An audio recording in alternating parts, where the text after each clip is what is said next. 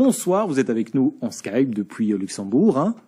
Alors aujourd'hui, on va parler d'un sujet sérieux. Est-ce qu'on peut vraiment faire confiance en sa banque? Et j'imagine que vous allez d'abord nous reparler des mauvais souvenirs de la crise de 2008. En fait, Michael, je vais surtout essayer de vous épargner tout ce qui a déjà été dit sur 2008. Je vais essayer plutôt de vous parler d'incidents survenus après 2008, des incidents qui ont été moins spectaculaires, mais qui sont quand même relevants parce que la façon dont une banque fonctionne, c'est pas très différent que l'on soit à Sydney ou à Bruxelles. Alors, généralement, on entend que la confiance dans les banques ne s'est jamais vraiment remise de cette crise de 2008. Est-ce que c'est vrai ? Alors oui et non. Oui, parce que dans les sondages, à la question « Avez-vous confiance dans les banques ?», le pourcentage de réponses positives n'est jamais revenu au niveau d'avant 2008. Mais le paradoxe, c'est que le Belge n'est pas si mécontent que cela lorsqu'on l'interroge sur sa satisfaction par rapport à sa propre banque. Donc Testachat a fait cet exercice cet été et la note moyenne qui est accordée par les Belges à leur banque, c'est 7 sur 10, ce qui est quand même pas si mal. Alors un peu plus pour les petites banques et un peu moins pour les grandes banques. Alors il y a tout de même beaucoup de nouvelles mesures qui ont été prises dans la foulée de cette crise, Thibault. Oui, et la question fondamentale, c'est évidemment celle que tout le monde se pose, c'est est-ce que mon argent est en sécurité dans ma banque?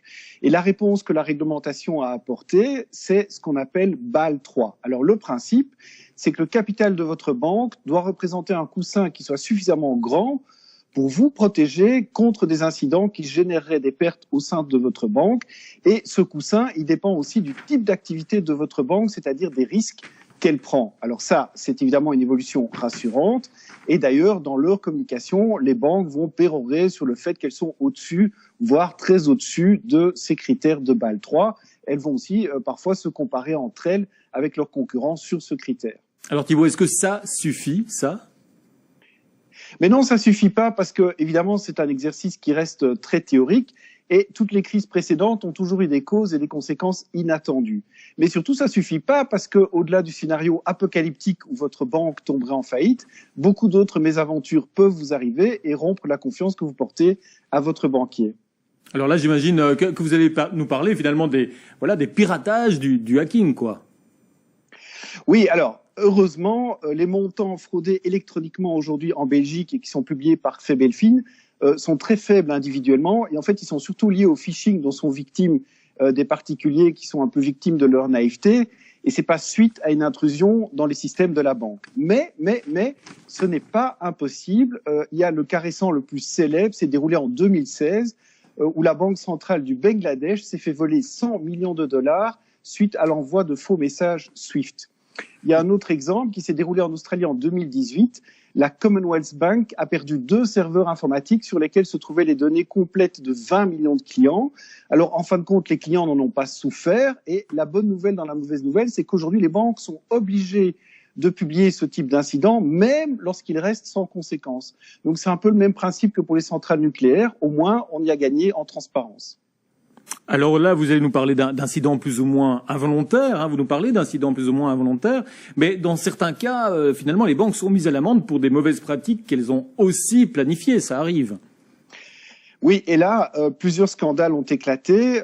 L'un concerne une manipulation des taux de change qui a amené les principaux régulateurs européens et américains à imposer en 2014 une amende de plus de 10 milliards de dollars à l'encontre de 7 grandes banques, principalement anglo-saxonnes. Et plus récemment, au Royaume-Uni, la banque RBS a dû rembourser 730 000 clients qui s'étaient vus facturer un petit supplément de quelques centimes sur leurs virements internationaux avec conversion de devises. Donc, pour être clair, ce qui s'est passé, c'est que ces quelques centimes ont été artificiellement introduites dans le logiciel de facturation de la banque par un groupe de seulement 10 employés, pas dans le but de les voler à leur profit personnel, mais bien pour gonfler artificiellement les résultats de leur département. Enfin, dernier exemple, tout dernièrement, au Nouvel An, l'agent de change Travelex s'est fait rançonner après qu'un hacker ait réussi à bloquer tous ces systèmes. Donc ça, évidemment, c'est très dommage pour la réputation de ces banques en particulier et du secteur de manière générale. Alors, conclusion, la confiance ne peut être conditionnée qu'à la transparence finalement la plus absolue, comme souvent. Voilà, alors c'est un débat très vaste, Michael, j'adorerais me lancer avec vous dans un débat philosophique sur ce sujet.